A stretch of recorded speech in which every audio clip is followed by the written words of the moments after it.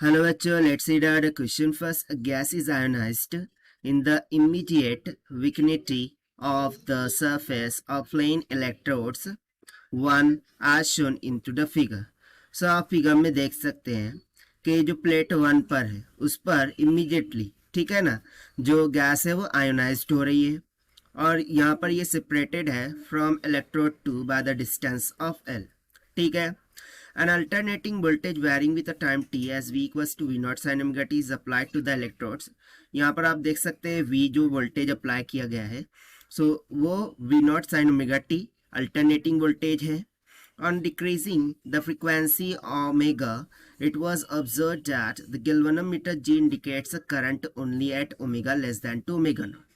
ठीक है, यानी कि जैसे ही हम ओमेगा की वैल्यू को डिक्रीज कर रहे होते हैं हमें गैल्वेनोमीटर में डिफ्लेक्शन देखने को मिल जाता है। और वो किस वैल्यू के लिए? जब omega less than two omega naught है, जहां पर ओमेगा नॉट क्या है? Is a certain cut off frequency. Omega naught cut off frequency है। हमें फाइंड क्या करना है? We have to find the mobility of ion reaching electrode 2 under this condition.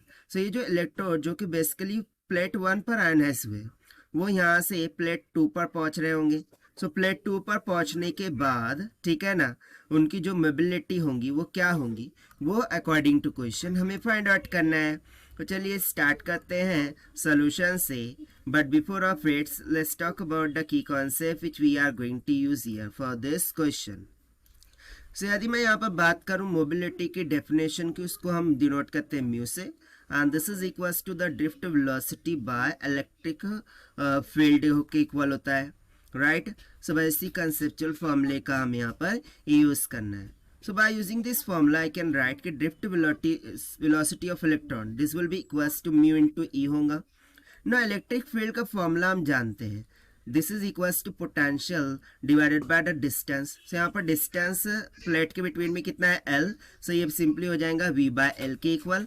यहाँ से जो ड्रिफ्ट वेलोसिटी Vd का मान है वो कितना निकल के आ गया? Mu V divided by L के इक्वल, ठीक है ना। फर्दर यहाँ से हम क्या करेंगे? फर्दर वी विल से कि जैसा कि हमें दे रखा है ठीक है, देखिए यहाँ पर ये प्लेट 1 पर गैस क्या हो रही है? आयोनाइज हो रही है, ठीक है ना। उसका जो वेरिएशन है बेसिकली वो क्या कर रहा है? Position of electron with respect to x होगा, राइट है ना। वो जो वेरिएशन है उसको हम किस तरीके से दिखा सकते हैं? dx upon dt is equals to mu divided by L into V, और जो V का मान हमें दे रखा था that is V naught sine omega t, तो यहाँ पर हम सब्स्टिट्यूट कर देते हैं that is V naught sine of omega t के इक्वल, ठीक है ना। बट हमें क्या करना था? यहाँ पर फाइंड आउट करना था मोबिलिटी जो कि रीच आउट हो रहे हैं अप टू द प्लेट 2। उसके लिए मुझे सबसे पहले तो ये पोजीशन x कैलकुलेट करनी होगी।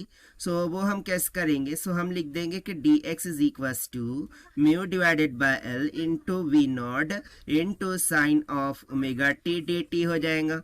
और कंप्लीट के लिए हमें क्या करना होगा? इंटीग्रेशन ऑन बोथ साइड कर देना होगा, ठीक है। Now what will be the limit? Limit क्या होंगी? लिमिट को डिफाइन करने के लिए देखिए जो फ्रीक्वेंसी है ओमेगा वो डिक्रीज हो रही है और omega less than two omega naught है, जहाँ पर ओमेगा नॉट क्या है? कट ऑफ फ्रीक्वेंसी है। यदि 0 less than equals to omega less than equals to pi होगा, ठीक है ना, ओमेगा टी की वैल्यू। इसके लिए जो पोलैरिटी है वो चेंज नहीं होगी, एंड यदि पोलैरिटी यहाँ पर चेंज नहीं होगी जो टी है this should be less than equals to pi by omega and greater than is equals to क्या होना चाहिए? 0, ठीक है ना। यहाँ से हम सिंपली बोल सकते हैं कि t की लिमिट हो गई 0 टू पाई बाय ओमेगा। इस लिमिट के साथ इंटीग्रेट करते हैं इधर तो सिंपली क्या हो जाएगा? x maximum and that will be equals to mu divided by L into V naught in bracket integration of sine of omega t dt and the limits will go from 0 to pi by omega, ठीक है। अब इसको हम कर देते हैं integrate. यहाँ से x मैक्सिमम की वैल्यू कितनी निकल के आ जाएंगी? This will comes out to be mu divided by L into v not divided by omega, और साइन का क्या हो जाता है? Minus cos by omega t. So यहाँ पर ओमेगा को मैंने बाहर ले लिया है, तो यहाँ पर क्या बच रहा होगा, minus of cos of omega t and the limits will go from 0 to pi by omega के इक्वल। जब हम लिमिट्स को सब्स्टिट्यूट कर देंगे और इसको सिंप्लीफाई करेंगे, कॉस 0 का मान तो हो जाएगा 1, और इसको सब्स्टिट्यूट करेंगे ओमेगा में कैंसिल, कॉस पाई का वैल्यू हो जाएगा -1 कितना हो गया, -2, ठीक है ना, और ये माइनस प्लस हो जाएगा। तो बेसिकली यहाँ पर फाइनली कितना निकल के आएगा, 2 mu divided by l times of v not divided by omega के इक्वल।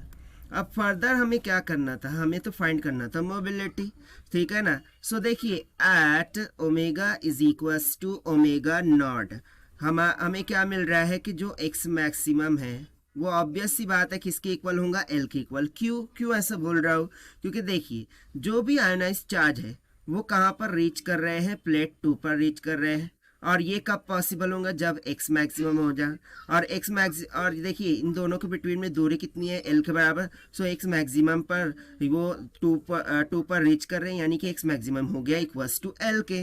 इतना सिंपल सा कंसेप्ट है यहाँ पर, बस। तो यहाँ से सिंपली एल मैक्सिमम का वैल्यू हो गया l, and that will be equals to 2 mu v not divided by l into omega, ठीक है।